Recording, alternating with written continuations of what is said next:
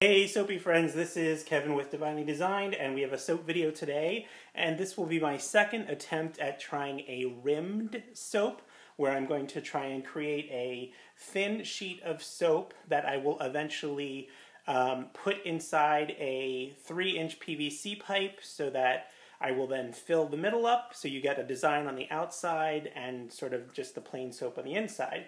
So what I have prepped here is a baking sheet that I have covered with some press and seal. I have a sheet of acetate, which is just a very thin plastic. And I have a line drawn down here for about the size of the sheet that I want. And I'm just going to leave that on my baking sheet. I'll be pouring the soap directly on here. I'm also going to oven process this to try and force gel. If you saw my first video, I did not try to force gel on that soap, and the thin sheet ended up sort of cracking. And I have heard that if you can gel the soap, it becomes sort of more pliable in rolling it up. I'm also going to let this sit longer. I have my oven set to 170 degrees, so it's warm. After I'm done pouring the soap, I'm going to put it in the oven for an hour, then turn the oven off and let this sit in the oven overnight, and then tomorrow I will make the rest of the soap, okay? So today, right now, all I'm doing is the thin sheet that's going to be on the outside of the soap. So the recipe for this is... Okay, it's overall it's 40% olive oil, 25% coconut 76 degree, 15% cocoa butter, 15% shea butter, and 5% castor oil. So for the actual amounts that I have here in my bowl, 140 grams of olive oil. Now I usually use olive oil pomace, but I was out of it, so I have some regular olive oil that I'm using today. My shipment of pomace just came in actually. I have 88 grams of coconut oil, 76 degree, 53 grams of cocoa butter, 53 grams of shea butter, and 18 grams of castor oil. For my lye water, I have 133 grams of water and 49 grams of lye. Both of my temperatures for my oil and my water are right around 85 degrees. I will be fragrancing the soap with a fragrance from Nature's Garden called Lick Me All Over. For this portion of it, I'm just going to add a tiny little splash into the rim itself, so the rim has a little bit of fragrance.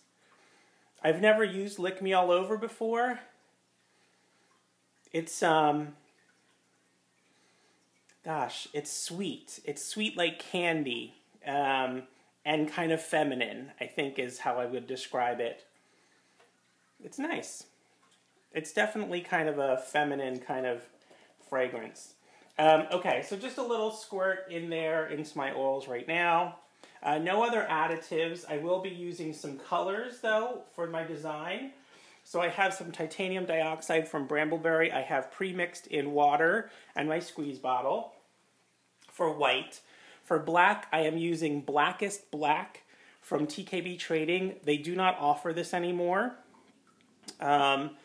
They do have a replacement suggested for the Blackest Black, but I have not tried it, so I don't know what it is. This is a brilliant black. It's so deep and dark. I love it. And then for some bright color, I have some Mad Oils micas. So I'll be using Voodoo, which is a hot pink, and Key West Blue, which is a beautiful, just deep blue. I love this blue color. Okay. All right. So let's get going here.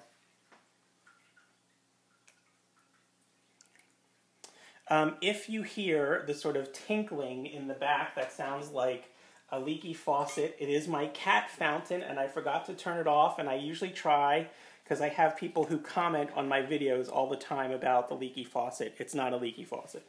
All right.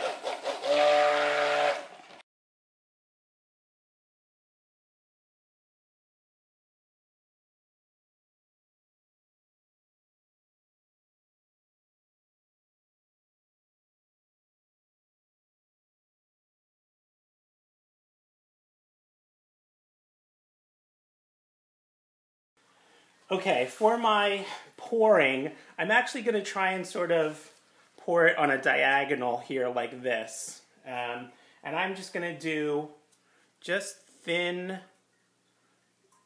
lines if I can try.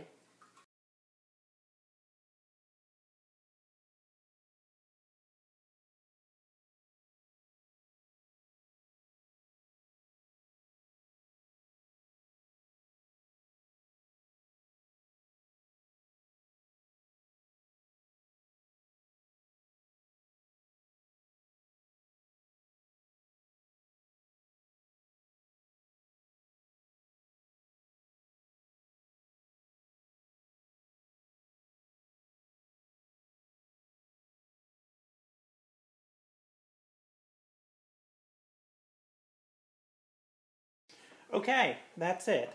So this is going to go in the oven, sit there for an hour at 170 degrees, and then I'll turn the oven off, and I'm going to let this sit overnight. After the break, we should be back to the lifting and trimming and shaping of this to put into the mold. So stay tuned.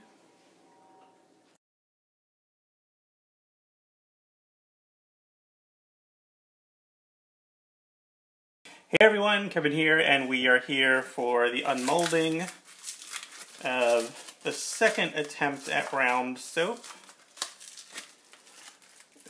Okay, I have my 2-inch PVC pipe that has an end cap on that I use to push my soap out. I'm just going to put it on the bottom and then kind of stand it up on the counter. That's what I...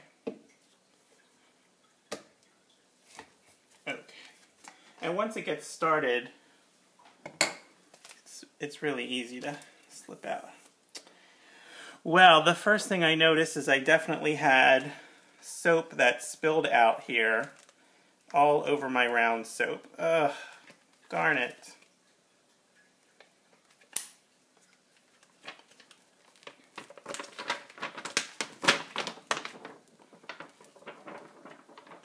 Now, some of this I can clean up with just a vegetable peeler. And in fact, maybe I'll show that real quick if I can.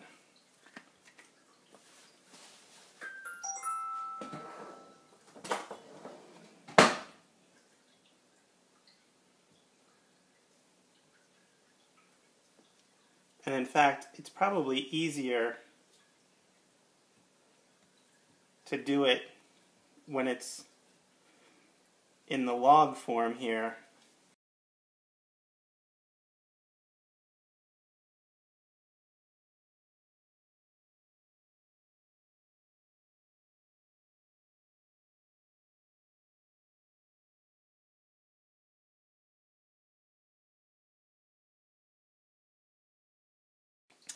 Now, the only problem with that was I had put some glitter on the outside here, and so now that's sort of come off.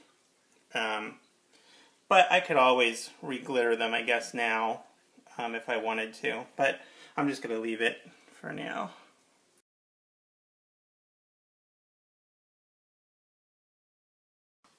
Okay.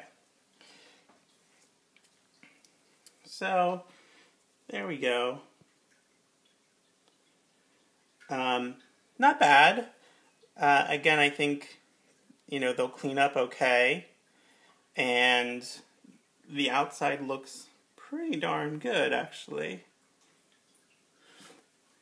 So, the outside of the soaps looks pretty great, actually. I'm pretty pleased with it. And the inside was sort of that pink and white swirl I was kind of going for.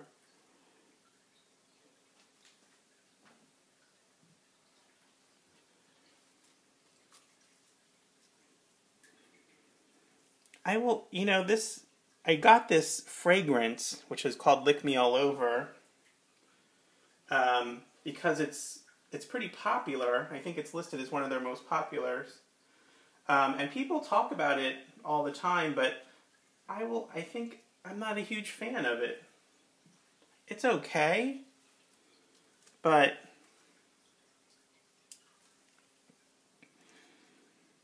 I don't know. It doesn't thrill me. So Okay.